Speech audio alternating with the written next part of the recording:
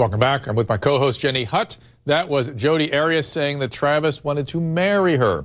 Travis Alexander's friends, Jacob and Holly Mefford, are with us. They have provided us with video that has never been seen before. Video of Jodi and Travis. Guys, thank you for joining us and being so cute and lovely with us, and particularly for Jacob admitting that he knows crazy.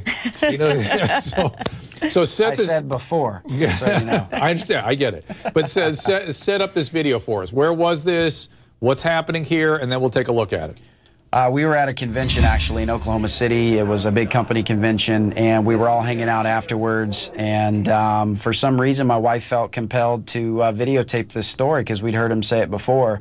And so we're all, as friends, close group, just hanging out around midnight, and he's just talking about a near-death experience that he had at a robbery. And anyway, we were flipping through some old files and found it. So can we play from the control room? Can we play it again with the sound? Is that possible? That's the thing. This is how you die. This is it. There was this woman that was seeing all this, like 10 feet away, and she started like crying uncontrollably. So I got a gun against my temple, and he keeps like doing this with his gun. And then she's over here, so I'm looking at my peripheral because I don't want to turn this way. And I'm like, shut up. Because he's like, shut up, shut up, shut up. And I got this gun against my head, you know. All he needs to do is squeeze, you know? And so I'm like, this woman is going to get killed. And I'm like looking at her with like all the despair I can muster up in my retinas, you know what I mean? And it sucked.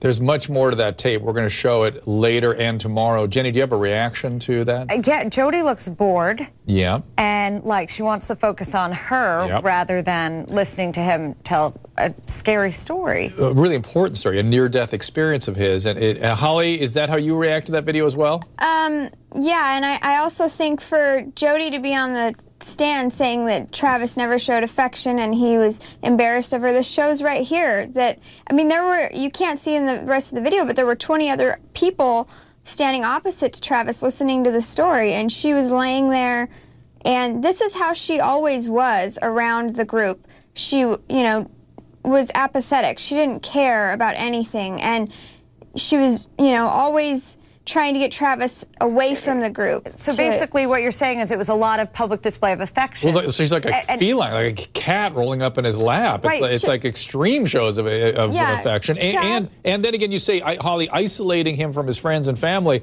that's kind of a move that people do when they're up to no good. Yeah, and Travis wasn't overly affectionate in public. You know, he was not inappropriate, I guess would be the way to say it.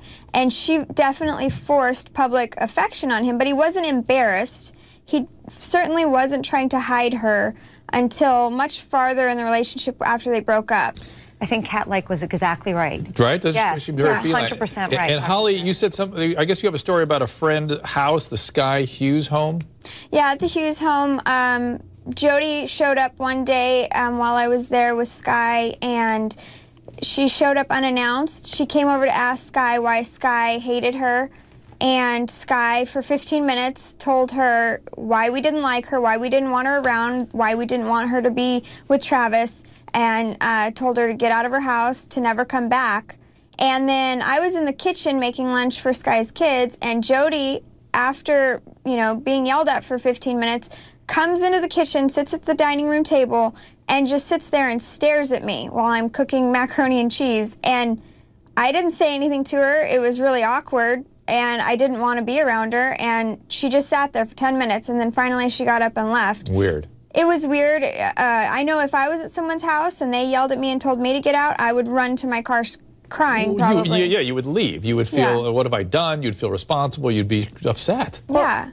Dr. Drew, does this sound like somebody who's a shrinking violet, or someone who's afraid and timid? This sounds like somebody who's empty and sort of missing social cues, but feels sort of self-righteous and entitled. Janine, I wonder if you could see the video from where you were there. Did you have a chance to look at it? Did you get anything out of that? I did. So we see her, you know, this, like, I think the cat analogy is perfect, this sheepish person, and it's imploding. And this does not look like a woman who is a battered woman. You know, usually when you're a battered woman, you're on your toes a little bit. You're off to please him. And instead, she doesn't look like she's pleasing him because she's not impressing his friends, obviously, as we can see from your guest tonight. Mark, so this is... Go ahead, Jane, finish. Contradicts what she's saying. Well, this contradicts what she's saying today in court. And Mark, looking at this, anything about his shirts or sartorial comments?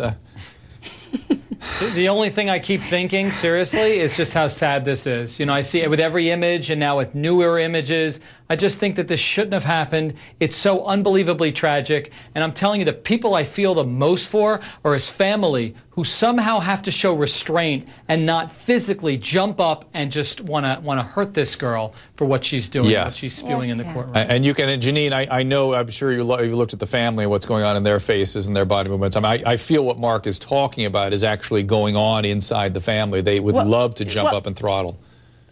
Dr. Drew, we know from murder trial, when someone's life is on the line for a death sentence, a death penalty, we know that the jury, when they are pooled later, what made you decide to give someone the death penalty or not? They look at the victim's family and then they look at the murderer's family. Who is in the courtroom? How did this murder affect other people? And without a doubt, if you're looking at the two families, the jury's going to feel more for Travis Alexander's family. Yes, I think we'll always remember them blowing out of the room when they had to look at those horrible, horrible pictures, guys. They're unbelievable, those pictures at the autopsy.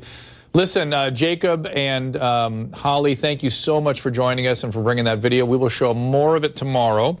It is chilling.